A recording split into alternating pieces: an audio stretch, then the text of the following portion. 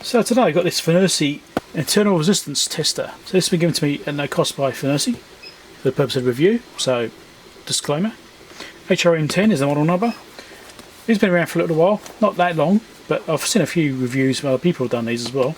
And I like to put my little spin on things, and let's have a look and see what we think of it. So as you can see, it's still in a plastic wrap. I haven't opened it. So we're looking at this for the first time together. We'll see how we find it. We'll look at the manual first and we'll go on to the actual product itself. You can read this yourself in your own time. I'm not actually going to read it at all. I'm just going to play with it and see what I can figure out. But this is probably going to be relevant for some you want to know. Information on that page here for specs.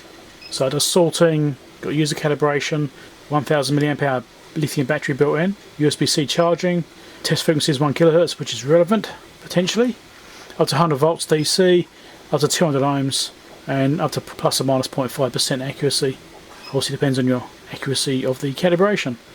Automatic 1 volt, 10 volt, 100 volt ranges, and 45 degrees usage, minus 10 and plus 45. Some operating instructions in there, I'm not going to read any of those, and firmware update option as well, and precautions. I'm not going to read any of that. I'm just going to play with it. There's the meter. We've got some test clips. So there's the unit there like that. I'm not sure how well the screen's going to show up on my camera. See how bright it is. We've got a USB to USB-A cable, and also use test leads, which obviously they need to be Kelvin leads. Little mini 4-pin connector. Yes, I don't know what this is actually called, but it's very much like the type they use on CB radios, only smaller. Probably about 75% the size, I suppose. I think I've seen the same plug used on some other equipment as well. It's going to be 4-wire, so it's a little bit unusual. Because it's a bit different means if you want to change these cables, you've got to try and find one of these plugs. I mean, these kinds of cables are okay. I mean, they have their uses. Clip lead cables. It's great if you want to clip onto wires or onto terminals and things like that. You can do that. But if you want to test the battery, sometimes you need the pogo pin type things, which I'll show you on another unit. I've actually got another little battery tester which I've had for a few years now, and that's got pogo pins on it as well as clips. It's got two options there. You can plug in one or the other. The pogo pins are better in some circumstances, so you can just push them in, get a good 4-wire connection onto the end of a battery cell, you know. But sometimes these are better. Depends on what your usage is going to be. We'll see. Here we go. Just holding together isn't really good enough. Trying to test the battery and you're just pushing on the side with that, it's not really good, because you might be pushing on that side, then you're contacting through here, and it's not the same as a 4-wire connection as such. It's not really a true 4-wire. You want to be pedantic about it. I'm not going to be trying to charge or anything. You probably heard beeping and noises in the background. Sorry about that, can't do much about that right now. I'm busy 3D printing something, and 3D print has to be done today, and so it has to run. I can't stop it, I can't wait. I also need to get this review video done, so I can't exactly wait. Tilting bale. It's got a little hanger there. That's unusual. So if you want to hang it on a shelf or on a wall or something, that could be useful. A test bench, you can just hang it on the wall. Let's pull these cables down as you need them. That's an interesting idea. It's got a QR code in the back there too. Let's try this. This appears to be the power button. It is. And that screen is not that bright. Okay, well, English, select. Okay, there we go, ready to go. So we've got a left, right, up and down button. That's like voltage, resistance. Looks like potentially that's a menu. And that's the return key. And obviously the OK key. So obviously that's the navigation for the system. It's a shame about the screen brightness. I mean, it looks okay to me. I've got really bright lights here. The date's wrong by a couple of months. Obviously it stores that internally as well. Must have an RTZ. But on camera it's not quite so great. Yeah, so that looks quite dim on camera. It's actually not that bad in person. Now what I might do for the sake of this video is just turn off one of my lights. So I'm going to be pushing these buttons down here to control the screen. First thing I'm going to do is push the right hand button and hold that down. Yep, menu, that's what I thought. So we've got a sorting mode. Let's go in there, have a look at that. So it looks like we can set up upper limit, lower limit for voltage, and upper limit, lower limit for resistance as well. So if you want to do a batch sort of a whole bunch of batteries or something, which is you need to measure internal resistance stuff on, you can set these up to set your limits for what you actually want them to behave like. So if it's outside that, it'll flag it, I'm guessing. There we go. So to get out, I held that one down. history recording. Also, you haven't done anything with it yet, so that's going to be empty. You can't see it there, so nothing in there. Voltage calibration, so you can set the voltage which is currently being applied. I can do this, I do have the equipment to do this. I'm not going to do it right now, so we'll cancel that. Resistance calibration, same deal, we can do the same thing here. We can adjust that. Again, I'm not going to do that right now. I'm going to see how it comes out the factory. Volume setting for the beeper. Personally, I don't mind beepers. It's a confirmation the button's been pushed and it's been recognised by the unit as being pushed. So I'm going to leave that on at 100%. It may annoy the hell out of you, but I don't mind it. Okay, to get out of this one, I can't hold it down. I have to push OK instead. Bit of a user interface difference there. Previously, to get these other menus, I was pushing this one. And that one I couldn't. Okay, go down. Is there any more than that? Time setting. Let's go in here, let's fix the date and time on this. Somehow. Okay, right. Really? Oh, what? Okay, I'm going down to go up. And up to go down. That's not a great user interface setup. That could be better. Yeah.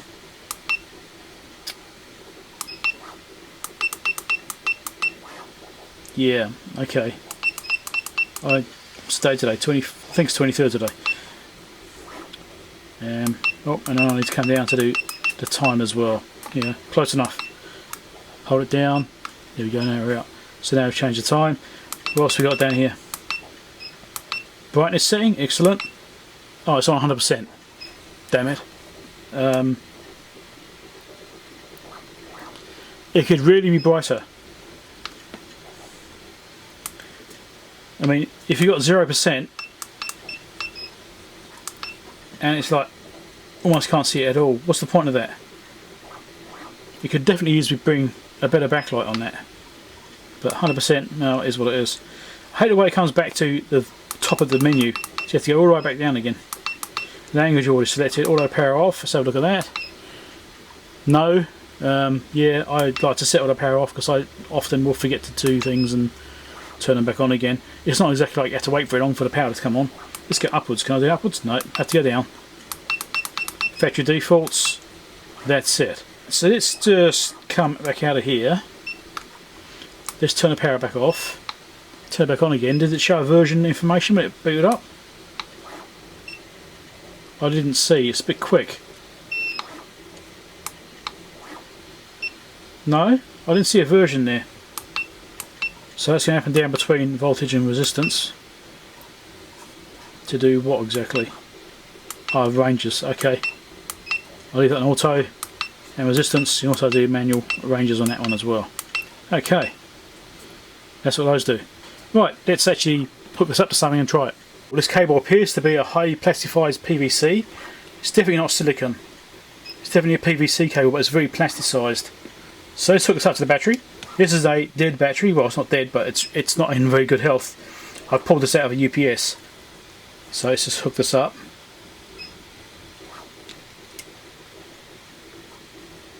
Maybe it is completely dead. This is getting no voltages. Really? Is it really gone completely dead now? Interesting, it shows like 4.5 volts when I first hook it up. 5 volts when I first hook it up. That's interesting. It's like it works initially, then it stops working.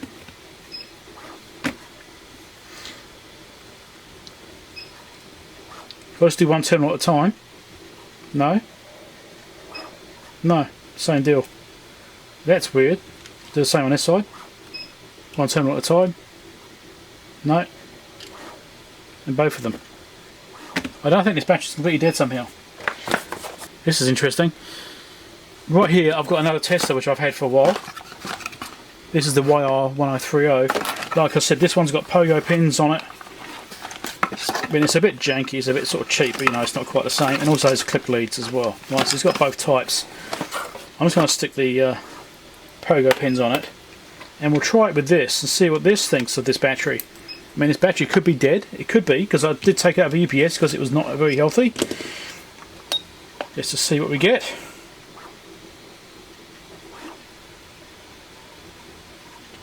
.4 volts with overload resistance. So this isn't registering it at all. Not really. So maybe that's why it's not liking it. It's out of the range. But yeah, you think it would still work with that, wouldn't you? It should be able to read that voltage. Maybe it's because the internal resistance being so wrong, it just assumes it's not a real reading. Well, that's an interesting start. Okay, so what I've also got here is a HP 4338 milliometer. So this can handle voltage and this sort of stuff, and this will tell me what resistance the battery is. And it says it is around 1k and still creeping upwards. So obviously this could only go up to 200 ohms. So maybe that's why this battery is just too far gone for it. I would have thought it'd still see a voltage though. Okay, we'll try something else. Maybe this battery is just confusing because it's just so far out of tolerance. It's assuming it's a misreading. You have this battery. Let's pull this apart. This is what I've been repairing recently. I know what these cell resistances are and what the voltages are. So I'll hook this up to that and also do some comparisons with these other meters and see how it goes on that instead. Okay, I pulled the battery pack apart. This pair of cells here are weak. So, but I have charged them up, so I expected to see a higher internal resistance on this pair of cells. So let me clip onto this in some way. Just clip on there and here. There you go, 4.08 volts, 995 or so milliohms, quite 10 milliohms, 408 volts. Okay, now let's just compare it to what this thinks. I don't know whether you can see it on camera, if at all.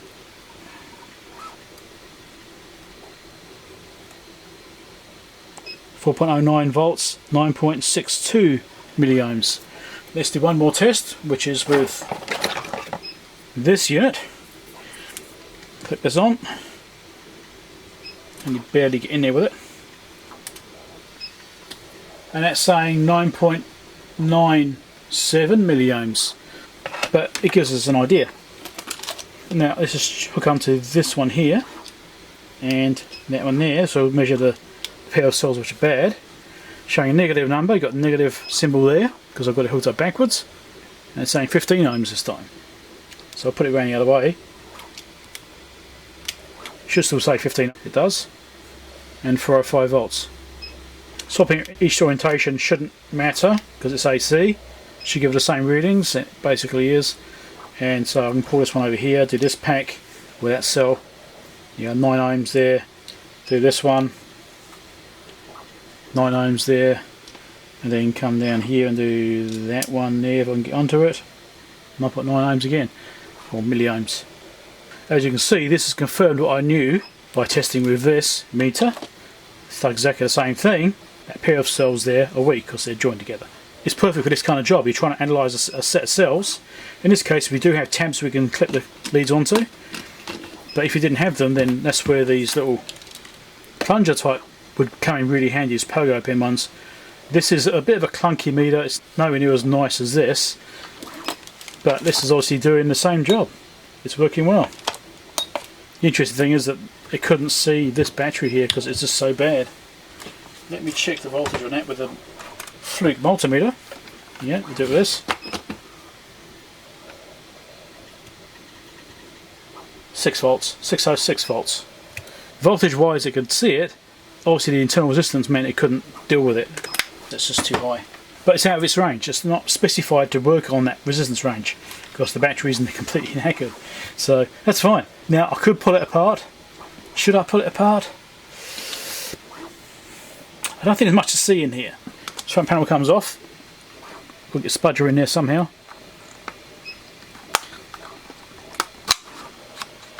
Okay.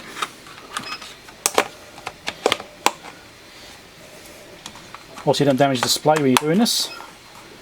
Don't shove it all the way in, that sort of thing. Okay. Got some dust on in there. Right, screws.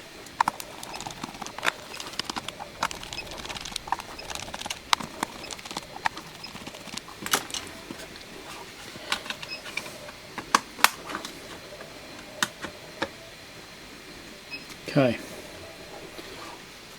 Hopefully the display doesn't fall out.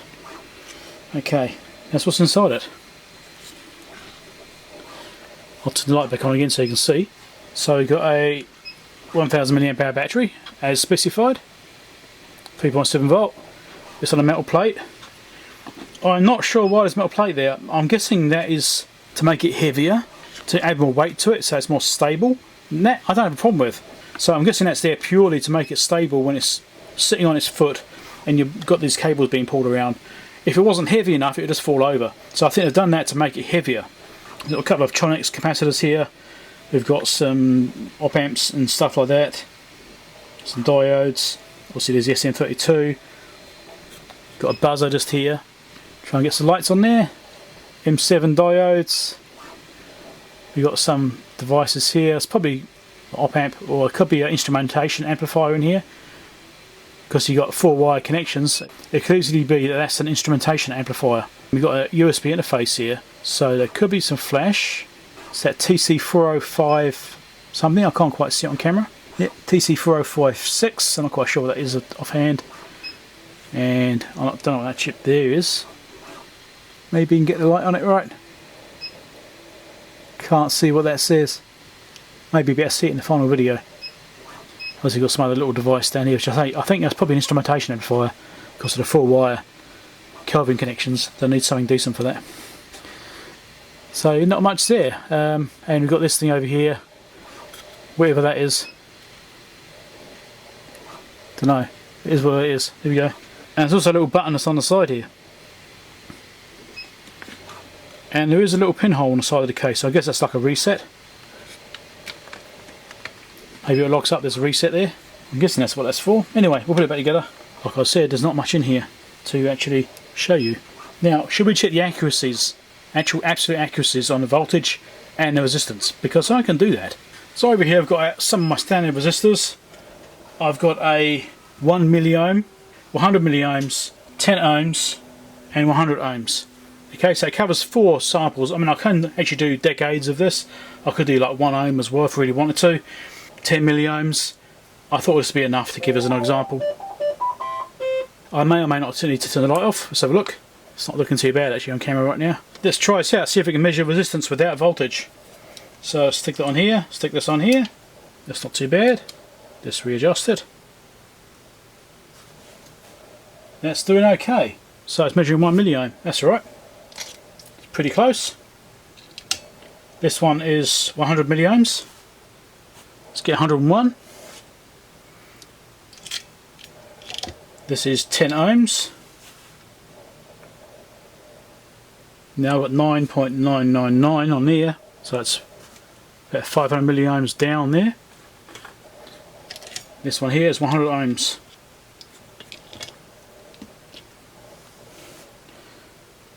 And yep, it's pretty close. That's very close in fact. That's looking pretty good. Yeah, that's good. It can actually read all these relatively accurately. Now I think is it a 10 ohm was the worst? Yes, 500 milliohms out at 10 ohms. Let's get a 1 ohm out. Let's try that out. So here's a 1 ohm. Let's hook it up to this.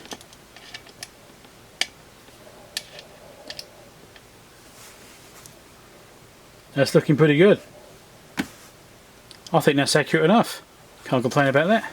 Now I'm going to check voltages if it's requiring a resistance at the same time. I may have to leave a load resistor across it whilst injecting a voltage. Okay, we'll figure something out. So I'm going to try now. I'm going to use a PDVS2 Mini attached to this as well as these clip leads. And I'm going to inject a voltage onto the clip leads, which obviously then doing 4-wire. I might have to take these off completely and stick the clip lead on the top like that. Now this is only 100 ohms, so it's going to load it down. I'm not quite sure how it's going to behave. We'll see. It may be okay, it may not. Let's drop down to 0 ohms because this PDVS2 Mini is putting out nothing. Let's do 1 volt. There we go. So I may not even need this resistor to provide a suitable load. 1 volt is coming out there. Now I think maybe I'll take this resistor off. Let's just try it this way. Yeah, okay, there's enough internal resistance on this to do this test. I was worried about there wouldn't be enough resistance across it to cause that to work. So we'll just do it without the resistor. Just the clip leads. So this is generating exactly 1 volt. So it's only a very small amount out. 200 microvolts out. Let's just go down half a volt. Yep, that's pretty good. 200 millivolts. Yep, that's not bad. It's dropping a little bit there. 100 millivolts. This is a bit unrealistic though for battery voltage to be this low. Okay, so let's go down 0 volts again. It shows 0. So back to 1 volt. That's looking really good. 2 volts. A little bit low. 3. And this has got adjustable ranges. I forgot what the ranges were now. What were the ranges? 1 volt, 10 volts. Okay, right, so let's go back to 1 volt scale and we'll check the full scale accuracy. So that's 900 there. I'll go up by 10s, so 990. That's looking pretty close. 1 volt there, still on 1 volt range. 10 volt, yeah, 10 millivolts over shows over voltage. And even 1 millivolt over goes over voltage. Okay, that's fine. Go back to auto. So 2 volts again. 3, which is where we were before. It's not too bad. 4 volts, a little bit down. 5 is a bit down. So 6 is 4 millivolts down. It's not too bad. Let's go right up to 10. So 10 is 7 millivolts down. So it doesn't sound like much, but on this scaling on here, that's up by a little bit. So should we see if we can calibrate this? I can inject up to 100 volts, no problem. That's not an issue. I've got the gear to do that with accuracy. Let's actually go into the menu. Voltage calibration. Let's try and figure out how to do this. Okay, it was asking for 1 volt. So let's go down to 1 volt. Okay, we'll do that. Calibration is successful. Do it again. Do it again. Because I'm just not sure it's actually going. Now it wants 10 volts. Calibration is successful. Then it wants 60 volts.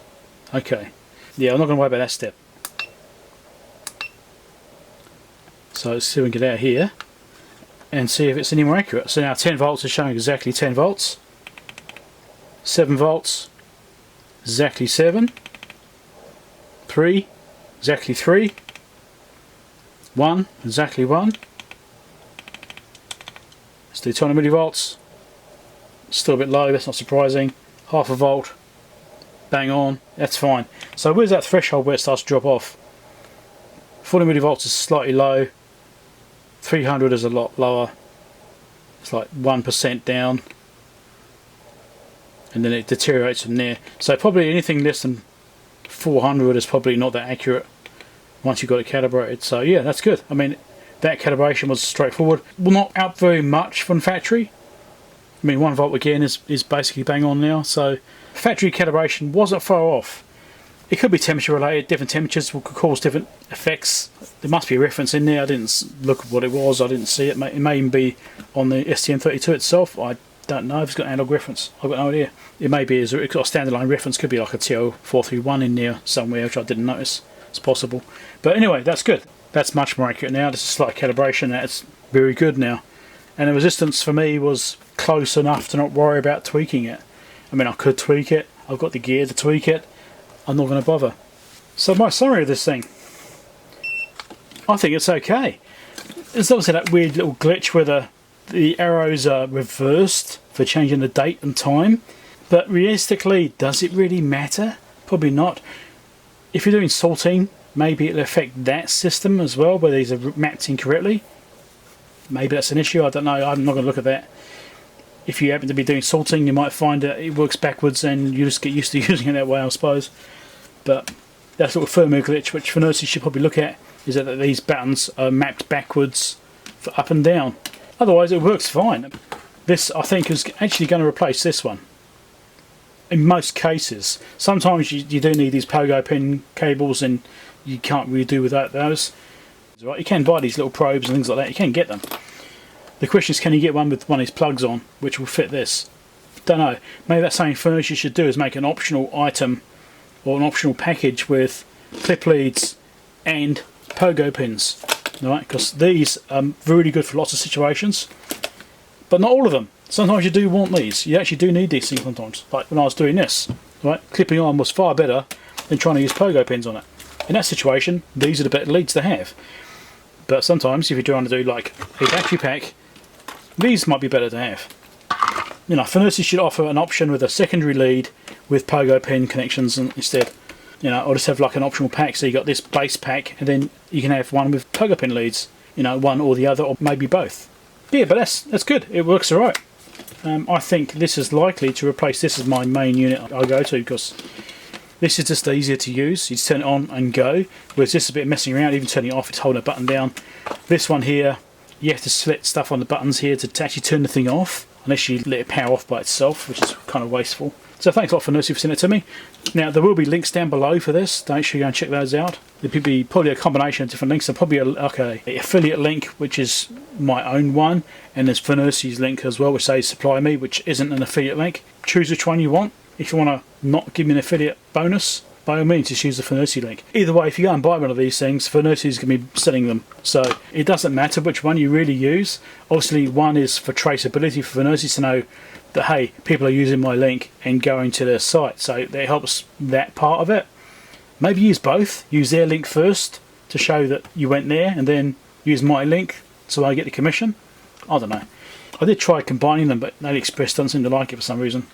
It's always nice to have more than one piece of equipment. Like I've got this, and I've also got the HP 4338B milliohm, but the milliohm can only tell me milliohms, can't tell me voltage. So this is much more useful. The fact that it will measure resistance standalone means you can at least measure resistances with it, which is good, like a bit like an LCR meter. It is a shame that it requires a resistance in order to see a voltage though. That bit I think is a bit of a shortcoming. It would be nice if it would show the voltage even if there was no resistance to measure. If it couldn't determine the resistance, it should still show the voltage. It's almost doing it when I was connecting it up. It's obviously got an algorithm in there to turn that off if it detects that it's nonsense what it's seeing. It would be nice if you could actually still detect the voltage anyway, because that could still be useful. Especially once you calibrate it, like I've just done, and now I've got a really accurate voltmeter now. That in itself is really useful. Subscribe over there if you want to be subscribed. Other videos to watch, other reviews, things like that. I'm probably going to set up a FNIRSI playlist if I haven't already. So all the FNIRSI items I do reviews on, I'll put them in one big playlist in case you want to see all their various offerings. And also there's a Patreon support link over there if you want to help me to buy things to support the channel. You know, more test gear, things like that. Catch you later.